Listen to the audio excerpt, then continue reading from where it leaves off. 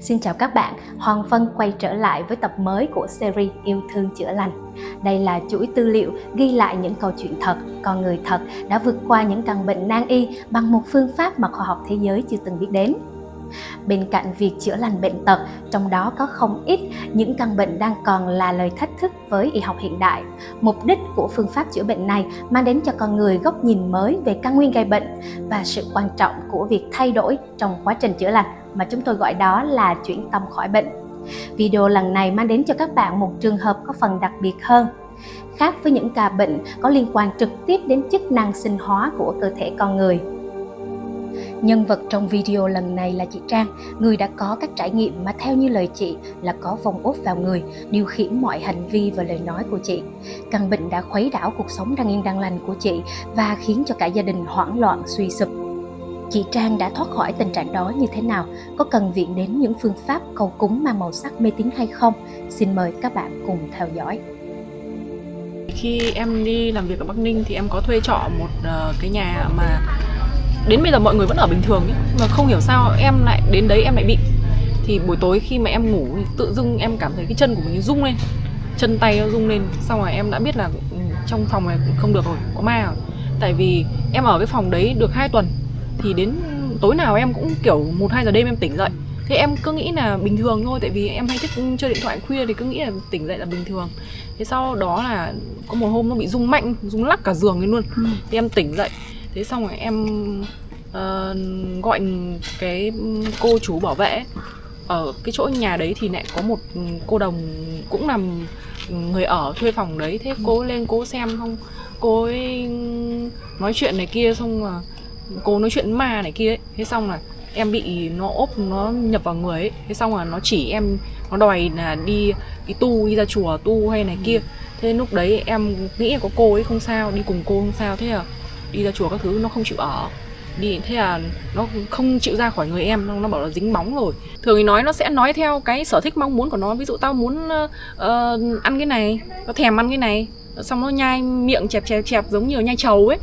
Rồi là nó sẽ có mong muốn gì ấy là nó nói ra miệng của mình này.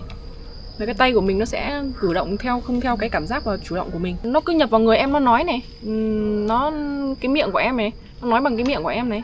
Và tay chân của em cử động là theo cái hành động của nó này. Là em biết là đấy là không phải là em mà. Em đuổi nó ra nhưng không ra được. Thế thì em cứ về nhà, và trước cổng nó còn không cho em vào trong nhà em nữa cơ. Thường người ta nói là nhà mà có ông bà là không vào được đúng không? Tổ tiên là không vào được, nhưng không nha. Bọn ma này nó không có sợ. Thì nó giữ chân em đứng ở cổng, gọi chân em như chì luôn, không bước chân được. Và nó bắt đọc kinh. Nó đọc một cái bài kinh ấy. Thì đọc cái bài kinh đấy thì nó mới cho, đọc đúng thì mới cho vào trong nhà. Thế thì vào trong nhà thì em cứ khóc lóc rồi là nhai trầu y chang như là cái người đó. Thế thì mời cô đồng cô Pháp về, cô làm bùa này, cô ấn bùa rồi ra cái điện của cô ấy, ấn bùa này kia các thứ là khỏi. Xong em về xong em lại đi làm bình thường. Em vẫn ở cái phòng đấy. Lúc đấy em vẫn ở cái phòng đấy, em chưa nghĩ là cái nhà đấy có vấn đề. Thế em vẫn đi làm bình thường. Xong đến một ngày em đang làm thì cái cơ mặt của em nó bị kiểu nó giật ấy. Nó giật là em biết là mình lại bị vong ốp rồi, lại bị vong khác vào rồi. Thế xong là tay chân các thứ là nó cử động không theo cái chủ động của em nữa.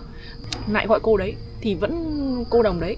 Thì cô ấy cũng chữa cho em này kia, rồi là cũng làm bùa làm chú này kia. Nhưng mà nó không như lần đầu. Lần đầu là khỏi không sao, nhưng lần thứ hai là nó không có khỏi, nó vẫn bị nguyên như vậy.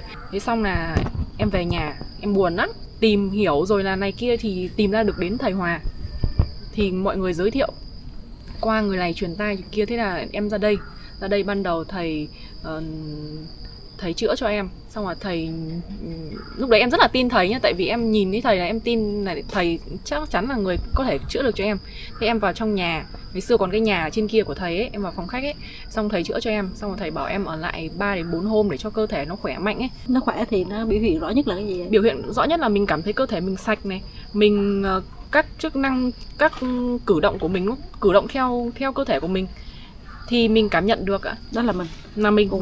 Tức là mình biết được là mình. Còn đâu khi mà người khác vào mình thì mình biết đấy không phải là mình, mà có một người khác nhập vào người mình. Là cái đấy là mình cảm nhận được. Nói chung là những người có bệnh ấy, thì người ta mới biết là mình có bệnh, và mình bị bệnh thì mình mới biết là mình bị bệnh, và mình bị bệnh thì mình khi nào mình khỏi thì mình tự cảm nhận được. Tức là khi mà em bị đến khi gặp thầy là mấy tháng? 1 tháng thôi, chỉ trong 1 tháng thôi. Trong 1 tháng là em chịu. Tức là trong cái lúc đấy gọi là cả nhà sốt sắng đi tìm hết các thầy khác. Thế nên là cái lúc mà em gặp được thầy là sau 2 tuần mà em bị. Vâng, tức là bị cái là gọi là sốt sắng đi tìm hết tất cả thầy luôn. Xuống Hải Phòng cũng xuống rồi, cô ở Hải Dương cô chữa cho nhưng không chữa được. Thì thầy là người có năng lực rất cao, thầy có thể nhìn được những cái tác nhân xấu ở trong cơ thể của mình, và thầy có thể dùng những cái biện pháp để đẩy nó ra khỏi cơ thể mình, khiến cho cơ thể của mình sạch sẽ hoàn toàn và đưa linh hồn của mình trở lại cơ thể của mình, thì nó mới là chính mình. Lúc đó là diễn ra cái lúc mà thầy chữa cho em là thời gian tích tắc thôi đúng không? Đúng rồi, chỉ trong tích tắc thôi. Tức là mình cảm nhận được luôn. Tay của em lúc đấy nó bị bẻ ngoặt như thế này luôn, mà thầy chữa xong là tay em cử động lại hoàn toàn bình thường luôn. Cái phương pháp của thầy Hòa khác với lại phương pháp của các thầy khác. Các thầy khác sẽ dùng là bùa, chú, rồi là hương, khói này kia, đuổi xua tà ma giống như là bình thường làm ấy. Nhưng mà thầy Hòa thì chả dùng cái gì hết, mà em vẫn khỏi bệnh. Tức là thầy rất là cao nhân, thầy gọi là rất là giỏi ấy. Bố mẹ em cũng rất là tin thầy luôn. Tại vì con gái khỏi bệnh, tự dưng một ngày em bị vong ốp, xong ăn nói sằng bậy, xong là chân tay cử động như thế. Thì xong bây giờ em khỏi bệnh, em khỏe mạnh hoàn toàn để em có thể đi làm được. Thì cái này thì là cái có thật. Và bố mẹ em, cả người nhà em, họ hàng em đều tin là thật. Thầy dạy mình phải sống sống tình yêu thương của mình nó nhiều hơn. Tại vì nếu mà tình yêu thương của mình nhiều, cái tâm của mình nó sáng lên thì không có những tác nhân xấu nào có thể xâm nhập được vào cơ thể của mình. Luôn suy nghĩ lành mạnh, trong sáng, và tâm lúc nào cũng phải tràn đầy sự yêu thương ạ. Qua câu chuyện mà em đã từng bị bệnh và em có cơ duyên được thầy Hòa chữa, thì em muốn truyền tải cái thông điệp đến mọi người, đó là cái thông điệp là sống lành mạnh và có nhiều sự yêu thương. Trong đầu lúc nào cũng có suy nghĩ yêu thương, quan tâm, chăm sóc người khác.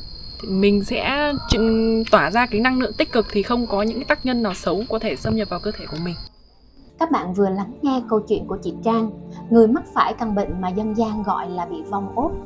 Thông qua câu chuyện lần này, chúng tôi mong muốn đem đến cho các bạn một góc nhìn mới về những căn bệnh tâm linh mà người ta hay tìm đến các giải pháp cầu cúng bùa chú nhưng thường không đạt được kết quả như mong muốn. Mặc dù chưa phải là đại trà, nhưng kết quả tích cực đạt được đối với bệnh nhân cũng mở ra cho chúng ta nhiều câu hỏi xung quanh phương pháp chữa bệnh đặc biệt, không sử dụng thuốc, không cầu cúng, không tiếp xúc và hoàn toàn miễn phí. Vậy bạn có suy nghĩ gì về trường hợp trong video vừa rồi? Chúng tôi hầu mong các nhà khoa học, y học, nhân chủng học sẽ đưa ra nhận định và có nghiên cứu về vấn đề này để giúp cho con người tìm được phương pháp phục hồi mới trong tương lai. Và bây giờ, xin mời các bạn cùng tham gia thảo luận với chúng tôi ở bên dưới video này nhé. Nếu bạn thấy hữu ích, hãy chia sẻ nó đến nhiều người hơn. Và bạn cũng đừng quên nhấn nút theo dõi kênh Bông Sen Yêu Thương để không bỏ lỡ khi các series của chúng tôi có tập mới. Cảm ơn các bạn đã quan tâm theo dõi. Xin kính chào và hẹn gặp lại. Mọi thông tin liên hệ hãy gửi cho chúng tôi qua địa chỉ thư điện tử bongseniyeuthương@gmail.com.